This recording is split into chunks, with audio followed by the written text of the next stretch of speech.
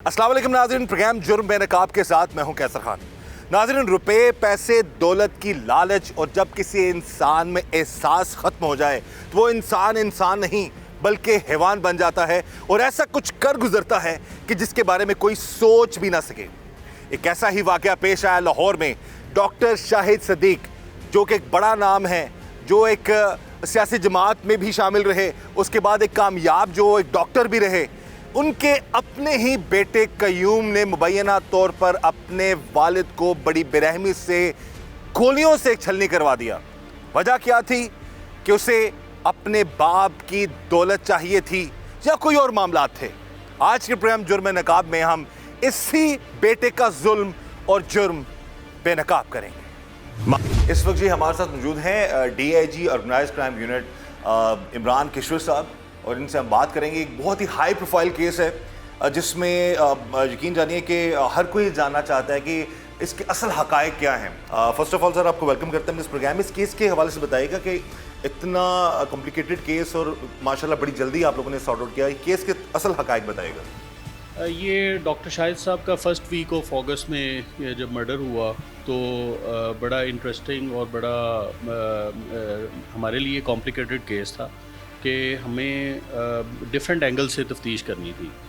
एक शुरू में आपको पता है क्योंकि एक हाई प्रोफाइल थे कि इसको पोलिटिसाइज़ भी करने की कोशिश की गई इस केस को, लेकिन हम किसी भी चीज़ से प्रेजुडिस नहीं हुए और हमने अपनी प्योरली प्रोफेशनल वे में इसको इन्वेस्टिगेट किया। जब during the course of investigation, जैसे आपने मेंशन किया कि इसका जो बेटा है वो हम डायरेक्टली इसके बेटे तक इस तरह से नहीं पहुंचे, क्योंकि हमारी सस्पिशन में लिस्ट में ख़ास तौर पे बेटे और इस तरह के जो वेल सेटल्ड फैमिली में हम बहुत कम उसको सस्पिशन लिस्ट में अपने डालते हैं।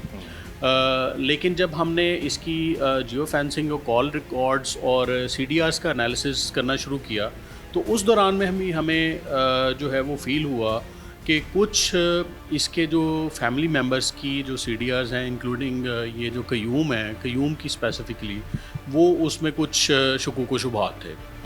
और एक उसमें ऐसा क्रिमिनल निकला जिसके ऊपर 100 से ज़्यादा, यानी उसकी कॉन्टैक्ट लिस्ट में 100 से ज़्यादा FIRs थी कार चोरी। तो हमारे लिए सरप्राइजिंग था कि इसका क्रिमिनल लोगों से रब्ता क्यों है। उसके बाद फिर हमने जो इंटरनल इन हाउस इनकी कंडीशन थी बच्चों की और बाप की और बेटे का रिलेशनशिप, हमने उसको एक्सप्लोर करना शुरू किया कि वो कैसा रिलेशनशिप था। उसमें हमें पता चला कि कॉन्फ्लिक्चुअल टाइप रिलेशनशिप था। यानी जब ये बच्चा जो था ये कहीं ख़र्च करने जाता था या किसी रेस्टोरेंट में जाता था या बाहर के मुल्क में जाता था तो इसका क्रेडिट कार्ड अपने फ़ादर का यूज़ करता था। जब ये क्रेडिट कार्ड यूज़ करता था तो उसमें इसके फ़ादर के साथ अक्सर पैसों पे, लेन देन पे या ख़र्च पे झगड़ा इसलिए होता था, तो वो चाहता था कि जी ज़रा केयरफुली स्पेंड किया करे। बिल्कुल सर। और उन ट्रांजैक्शंस के बाद फिर हमें पता चला कि जी ये जो बच्चा है इसके ये हमारा सस्पेक्ट बनता है। उसको हमने इंटेरोगेट करना शुरू किया और उसकी लिस्ट में जो लोग थे उनको भी हमने अरेस्ट करना शुरू किया कि जी उनके पीछे उनको इंटेरोगेट करें कि वो इनके साथ लिंक क्यों है। इस वक्त टीम जुर्म नकाब मौजूद है SP organised crime unit Aftab Pularwan साहब के साथ। उनसे हम बात करेंगे। एक बहुत ही हाई प्रोफाइल केस है जी। बात करेंगे आफ्ताब साहब से, उनसे जानते हैं ये सारे केस के हवाले से। जी आफ्ताब साहब बताइएगा, डॉक्टर शाहिद सदीक साहब का जो केस है ये कितना ज़्यादा कॉम्प्लिकेटेड था और इसको किस तरीके से OCU ने सॉर्ट आउट किया?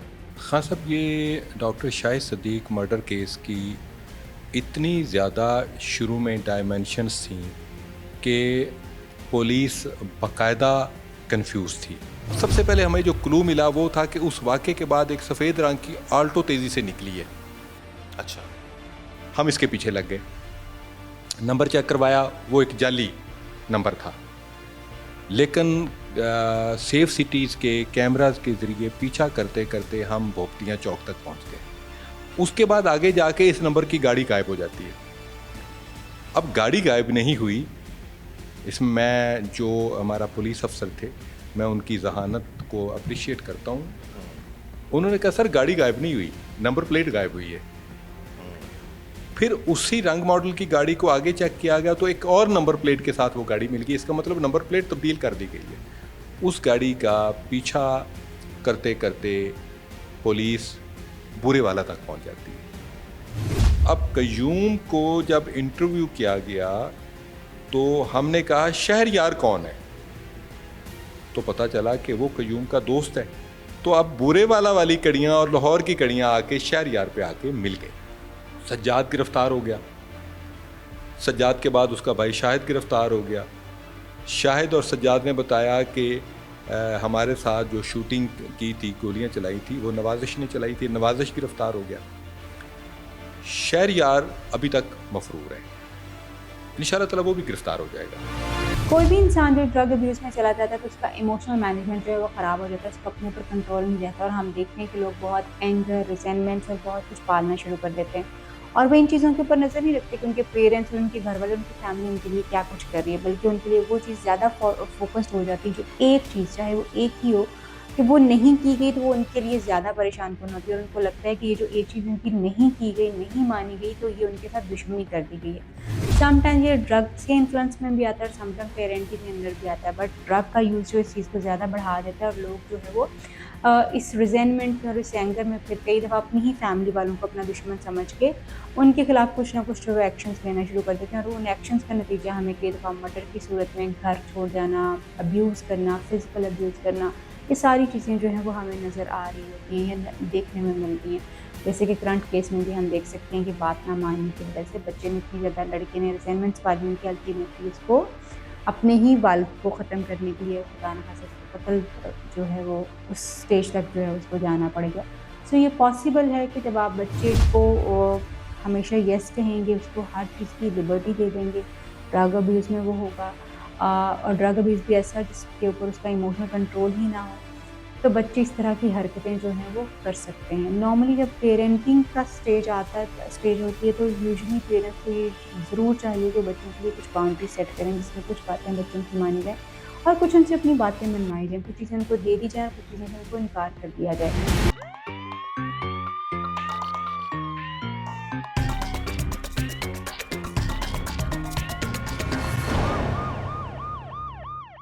क्या वो जो बात वजूहात थी क्योंकि वो बाकी 30 लाख रुपए महीना खर्च मांगता था और बाप 5 लाख दे रहा था? बाप ने इसके लिए गाड़ी बुक करवाई हुई थी, वो भी पहुंचने वाली थी, BMW गाड़ी थी इसकी, सोना करोड़ों में माल लेते थे, करोड़ों रुपए की गाड़ी इसके, यानी बाप की मोहब्बत तो उसी तरह कायम थी। अच्छा। लेकिन वो सिर्फ ये चाहता था कि जी इसको इस तरह से केयरफुली स्पेंड किया करे और एक रिस्पॉन्सिबल बेटे की तरह, बच्चे की तरह, सिटीज़न की तरह ये काम बिहेव करना शुरू कर दे। उस तरह से उसने नहीं किया, चूँकि कंपनी उसकी एक किस तरह की क्रिएट हो गई थी कि जिसमें बच्चे उसके जो दोस्त थे वो इसको ताना देते थे कि तुम्हारा बाप जो है वो छोटी छोटी बातों में देखें जी पूछता है कि जी ये 10,000 15,000 रेस्टोरेंट का बिल क्यों आया है, इसमें आपने 20,000 रुपये क्यों खर्च किए हैं और इसमें आपने 30,000 रुपये क्यों दिए हैं, जबकि आपके बाप जो हैं वो मिलियनेयर हैं।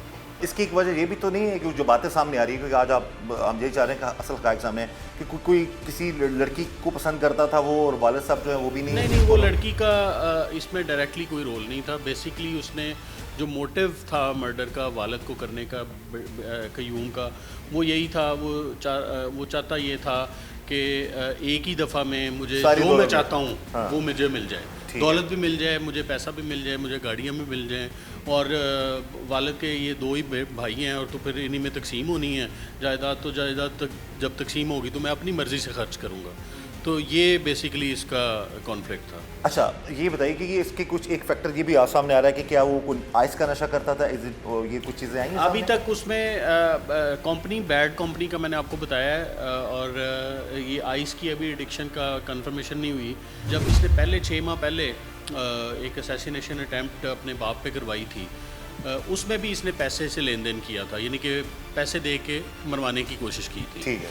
वो फेल हो गई अटैम्प्ट। 2 इस पे फायर हुए लेकिन वो दोनों फायर इसको हिट नहीं किया और डॉक्टर साहब ये समझे क्योंकि इसकी किसी के साथ दुश्मनी नहीं थी, तो वो समझे कि ये शायद गलत फहमी की बुनियाद पे मेरे ऊपर किसी ने असैसिनेशन अटैम्प्ट करा दिया, मुझे मारने नहीं आए होंगे, किसी और को मारने। इसलिए उन्होंने कोई रिपोर्ट वगैरह नहीं की? नहीं, उन्होंने रिपोर्ट कराई, लेकिन खुद से केस क्लोज करवा दिया कि जी मेरे ऊपर असैसिनेशन अटैम्प्ट कोई नहीं करेगा क्योंकि मुझे किसी से दुश्मनी नहीं है। क्योंकि अगर केस ओपन रहता और इसी तरह जैसे अभी OCU पहुंची है तो उस तरह पहुंच जाते, शायद इनकी जान भी बच तो जाती। उन्होंने खुद स्टेटमेंट दे के उस केस को क्लोज कराया था। ठीक है। इस बच्चे ने शहरियार जो मेन मुलज़म था जिसके थ्रू इसने मर्डर कराने के लिए कांटेक्ट किया, वो 16 लाख रुपए उसको पहले दिए और 1,30,00,000 रुपए में डील हुई थी इनकी।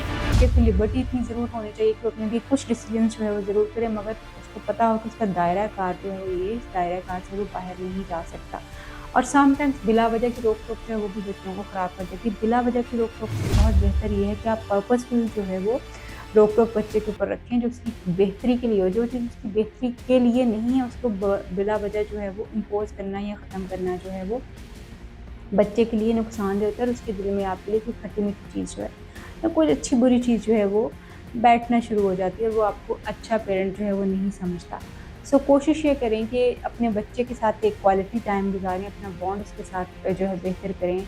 हमेशा पेरेंट्स को वही वापस मिलता है जो अपने बच्चों को वो देते हैं। अगर आप अपने बच्चे को टाइम दिया, आपको टाइम वापस मिलेगा। अगर आपने पैसा दिया, पैसा वापस मिलेगा। अगर आपने उनको निगलेक्ट किया तो फिर वही निगलेक्शन जो है वो आपको उसी तरह से निगलेक्ट को भी आपको कर रहे होंगे। सो कोशिश ये करें कि आपको जो चाहिए अपने बच्चे से वो अपने बच्चे को देना शुरू करें, ताकि आपके और आपके बच्चे की बॉन्डिंग जो है वो बेहतर हो सके और ये रिश्ता जो है वो मजबूत हो सके। जो बातें सामने आ रही हैं कि जी अब ये 5 लाख इसको खर्च मिला करता था, ये 30 लाख मांगता था, बैरून मुल्क रहा है तो पाकिस्तान से पैसे बच जाते थे, तो बड़ी अयाश किस्म की कंपनी इसने ज्वाइन कर ली थी, तो वालिद साहब जो इसको कहते थे कि अयाशियों में ना पड़ो, सही तरीके से ज़िंदगी गुजर के। ये मामला जो चीज़ें कयूम के बारे में आ रही हैं दुरुस्त है?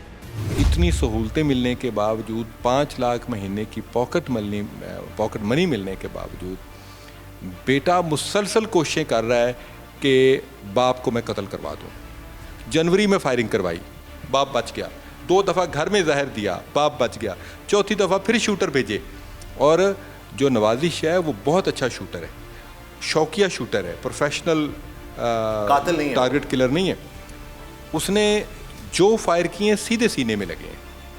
अब यहाँ पे मैं समझता हूँ कि बेटा सामने उधर खड़ा देख रहा और बाप को गोलियाँ लग रही हूँ। बेटे और बाप का तो ऐसा ताल्लुक़ है कि बेटा बाप के लिए जान दे देता है, बाप बेटे के लिए जान दे देता है। तो यहाँ पे रिवर्स हो रहा है कि बेटा उस बाप को जान से मारने के लिए इतने महीनों से प्लानिंग कर रहा है। वो बाप जिसने उसे बेहतरीन तालीम दिलवाई, लंदन तक पढ़वाया, 5 लाख उसको पॉकेट मनी दे रहा है, अपने तमाम बिजनेस की सुपरविजन उसे दी हुई है। सो यहाँ पे कोई मसला है, कोई जनरेशन गैप है और जिसकी वजह से इतना हीनियस क्राइम हो गया। और मैं समझता हूँ कि ऐसा बेटा किसी नरमी का मुस्तहिक नहीं है।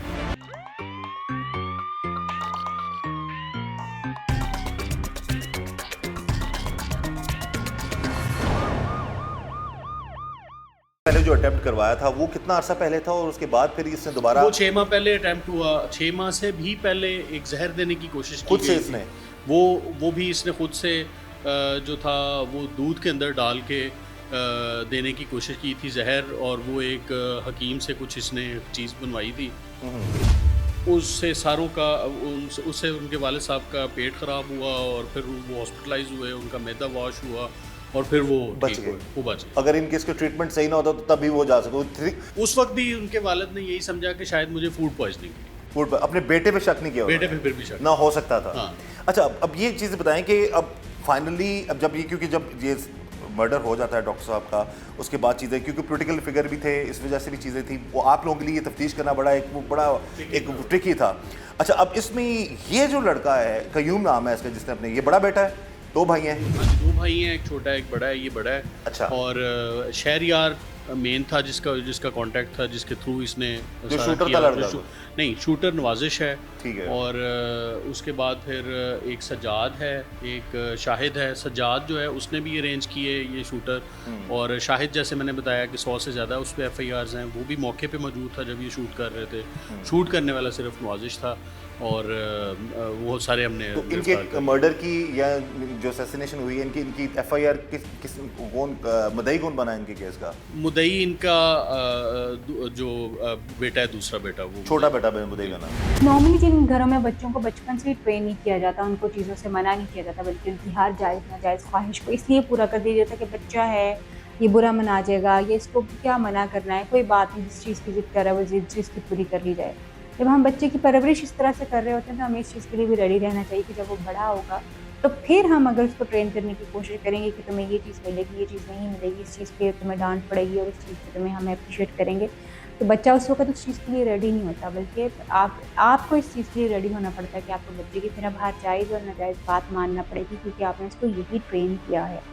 नॉर्मली वो परमिसिव जो पेरेंटिंग होती है, उस पेरेंटिंग के अंडर यूजली माँ बाप जो हैं बच्चे को बिल्कुल खुला हाथ जो देते हैं, हर तरह की इजाज़त होती है बच्चे के पास, सारा कंट्रोल जो बच्चे के हाथ में होता है, अपनी मर्ज़ी से आता है, जाता है, खाता है, पीता है, जिन लोगों से मिलना मिलाना होता है, ताल्लुकात रखने होते हैं, सारे उसके अपनी मर्ज़ी से होते हैं। माँ बाप का कंट्रोल अपने बच्चे के ऊपर बिल्कुल नहीं होता।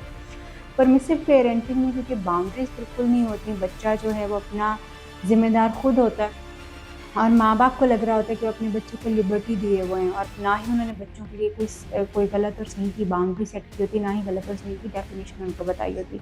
सो सूरत हाल में बच्चे के लिए सब कुछ ठीक होता है, और उसकी ख्वाहिश का पूरा होना, उसको चीज़ों का मिलना, उसकी बात का मान लिया जाना, जो है बच्चा समझता है कि this is the right thing. यही कहता है जी कि बस मुझे पैसा चाहिए था बाप का। ये किस वजह से कह रहा था, ये कौन सी ऐसी लड़ाई उसके दिमाग में, ये क्या उसके जहन में अपने वालिद का क्या इमेज था कि वो एहतराम, वो प्यार, वो मोहब्बत, वो खुलूस भूल कर अपने बाप का ही कातिल बन गया? इसी जेब खर्च के मामले पे और पूछ कुछ की वजह से कई दफ़ा बाप बेटे की झड़पें हो चुकी थी। अच्छा। चूँकि जवान लड़का है ना, 24 साल की उम्र का लड़का है, तो बाप जब समझाता था तो इस पर फिर झगड़ा होता था घर में, और बाप बहसीयत बाप वो अपना फ़र्ज अदा करता था पूछने का, जिसकी वजह से ये नहीं चाहता था कि मुझसे कोई भी पूछे कि मैं कहाँ गया था और पैसे खर्च कहाँ पे किए और मैं क्या करता फिर रहा हूँ। पहली दफ़ा अटेम्प्ट कब की मर्डर की? कितने साल पहले या कितने अर्सा पहले? जनवरी 2024 जनवरी में। और प्लानिंग इसने शुरू की थी अप्रैल 2023 में। तब अप्रैल 2023 में सोच लिया था कि बाप को मार हाँ हाँ, वो प्लानिंग चल रही थी। उस प्लानिंग के दौरान उसने जहर देने की कोशिश की है कि हमला करवाने के बाद? फर्स्ट जो अटेम्प्टेड मर्डर था उसके बाद इसने, जब वो बच गए, उसमें बच गए तो इसने फिर जहर दिया। जहर किस तरह देना शुरू किया इसने जी? जूस में मिला के खुद अपने हाथों से बाप को देता रहा? हाथों से मिला के दिया। लेकिन तब भी उनको शक नहीं हुआ कि उनका बेटा उनको मार रहा है? वो उनका ख्वाबो ख्याल में नहीं था कि मुझे मारने की सारी प्लानिंग मेरा बेटा कर रहा है, वो तो सोच भी नहीं सकते थे। और 2 दफ़ा वो अटेम्प्ट जहर वाली हुई, फिर बच गए, फिर गोली वाली हुई, बच गए, 3 दफ़ा बच गए। चौथी दफ़ा फिर इन्होंने पक्का शूटर हायर किया। उसने कहा कि सामने पहुंच के बड़े करीब से फायर मारने ताकि बचे ना। इस दफ़ा अब्बा जी बचने नहीं चाहिए।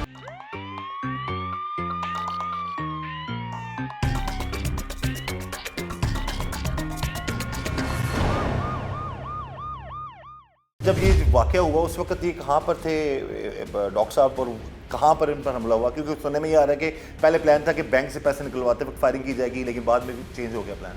हाँ जी, बस वो इन पे हमला जो है वो सत्तू कतला के एरिया में हुआ, और बाकी जो है हम बाकी जो उनका रूट था वो जैसे मैंने पहले बताया, उसका बेटा कॉन्स्टेंटली उनको बता रहा था कि जी वो किस तरफ जा रहे हैं और कहाँ पे उनको वो हो गए। तो ये जब फायरिंग हुई तो उसको ये खुद बेटा साथ नहीं बेटा था? उस एरिया में था मौजूद, एरिया में था, लेकिन छोटा बेटा और वो डॉक्टर साहब थे जब फायरिंग हुई है? वो थे। हाँ। तो कितने फायर किए उन लोगों ने इन पे? उन्होंने 4 फायर किए। 4 फायर किए।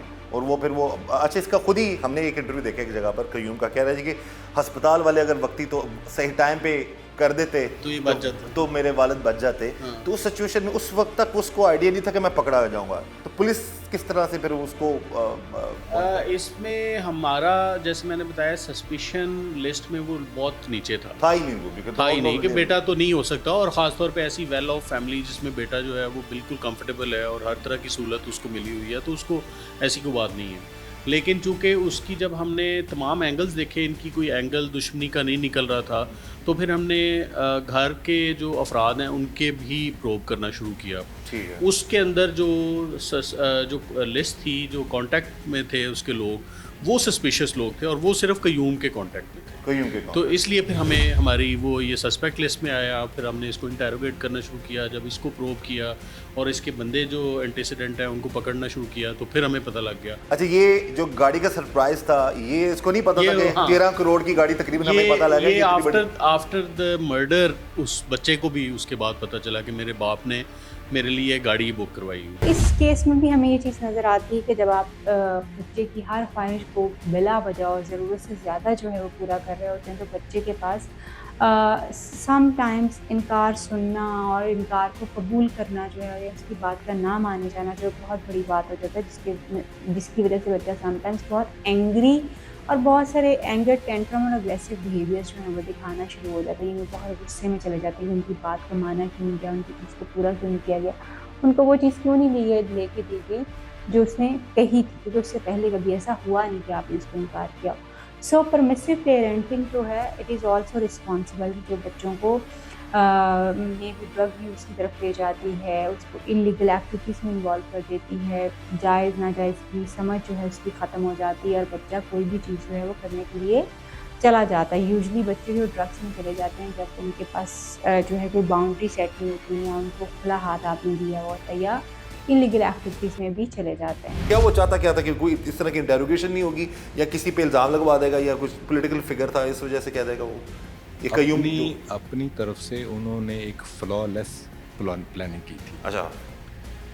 लेकिन मेरा ख्याल है कि लाहौर पुलिस की सलाहियतों के हवाले से कयूम साहब से गलती हुई है, और ये हर उस क्रिमिनल के लिए मैसेज है जो लाहौर पुलिस की अहलियत के हवाले से गलती करेगा।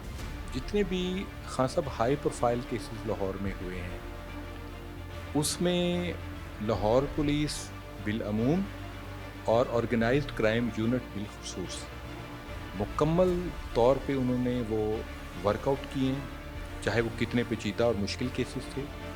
तमाम शूटर्स का कला कमा कर दिया गया। अगवा बराए तावान लाहौर में ना होने के बराबर है।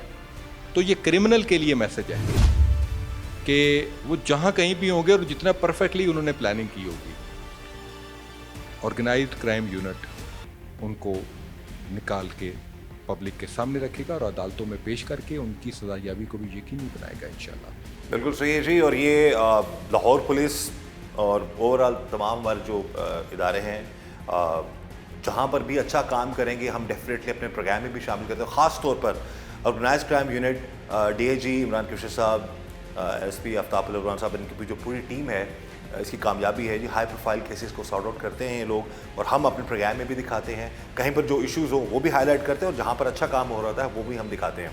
तो बिलखुसूस ये जो डॉक्टर शाहिद साहब का जो केस है, इसमें यकीन मानिए कि जिस तरह से चीज़ें सामने आई हैं कि बाप बेटे का रिश्ता इतना मोहब्बत और प्यार और खुलूस वाला, और बाप जो वालिद थे वो भी तो अपनी औलाद के लिए, अपनी बीवी बच्चों के लिए सारी ज़िंदगी ये काम, इतना पैसा बनाते रहे, सारा कुछ किया, लेकिन दौलत की खातिर या बाप का मना करना उस बेटे को नागवार गुजरा। और एक बड़ी अच्छी बात की आफ्ताब साहब ने कि जी दुनियावी दौलत तो बड़ी इस मामले में इस खास कर कयूम को उसको मिली है, लेकिन शायद कहीं ना कहीं कोई कमी रह गई।